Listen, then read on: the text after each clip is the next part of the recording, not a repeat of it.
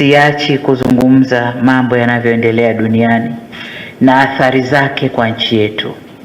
Nilidokeza kidogo siku ya msiba, lakini ile haikuwa siku ya kuzungumza makubwa sana ya haya. Lakini leo naomba nitumie fursa hii tena nizungumze kidogo kuhusu hali ile. Hali tumeiona, imeleta athari kwa ulimwengu mzima. Wiki iliyopita hapa nilikuwa naangalia narushiwa bei za mafuta kwa nchi mbalimbali ulimwenguni. Ukija huku kwetu Afrika mambo yako juu. Kuna nchi ambazo tayari zimeshawapa watu wao ruhusa kufanya kazi majumbani, kusiwe na movement za magari kwenda maofisini na kurudi. Lakini kuna nchi ambazo kwa kiasi kikubwa zimepunguza matumizi ya mafuta na wana upungufu wa mafuta. Leo tumeamka na neno la faraja.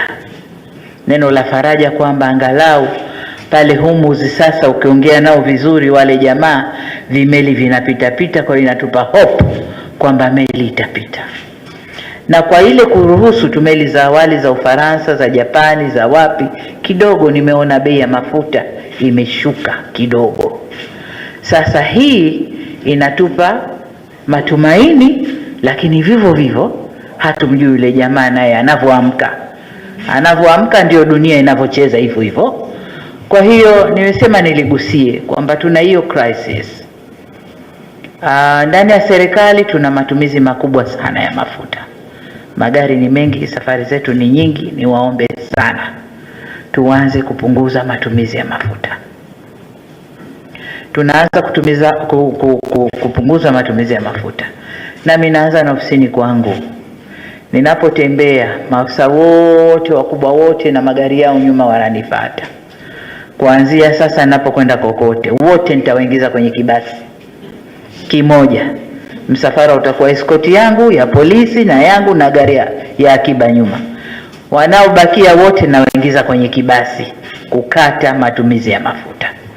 Kwa hiyo ninaomba nanyi katika maeneo yenu tukate matumizi ya mafuta.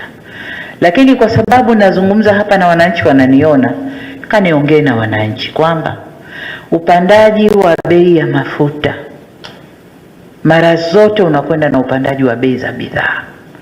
Sasa kwanza niongee na wafanya biashara kwamba kwa zile bidhaa ambazo tumezinunua muda mrefu na ziko maghalani, basi tuangalie jinsi ya kuadjust bei na isitumike fursa hii ya kupanda kwa mafuta na kuweka bei za bidhaa kubwa kuliko zinavyopaswa kuwa.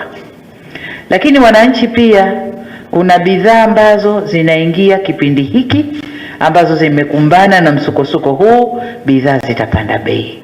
Niongee na wananchi kwamba haya si mambo ambayo serikali imesababisha, ni mambo ambayo yana ulimwengu mzima. Na hapa kwetu nilianza kutaja bei za mafuta kwa nchi mbalimbali.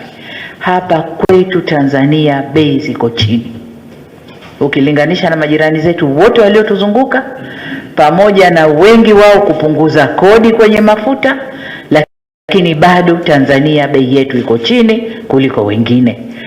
Kwa niwaombe sana wananchi tuwe watulivu kipindi hiki na tuendelee kuomba kama nilivyoomba siku ile kwamba hili jambo liende kuisha, vita hii ya Irani, Israel na Marekani iishe, ili flow au mwenendo wa biashara na meli za mafuta na meli za bidhaa uende kama kawaida, ili tuishi maisha yetu ya kawaida.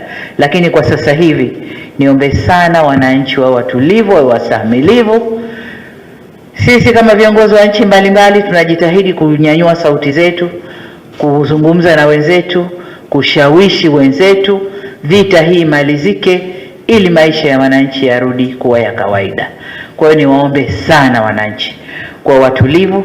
Hili si jambo ambalo limesababishwa na serikali yetu, lakini jambo lililoathiri ulimwengu mzima. Baada ya kusema hayo, ndugu zangu, niwapongeze wote walioteuliwa na niwatakie kazi njema. Jicho langu liko karibu nanyi, nitawatazama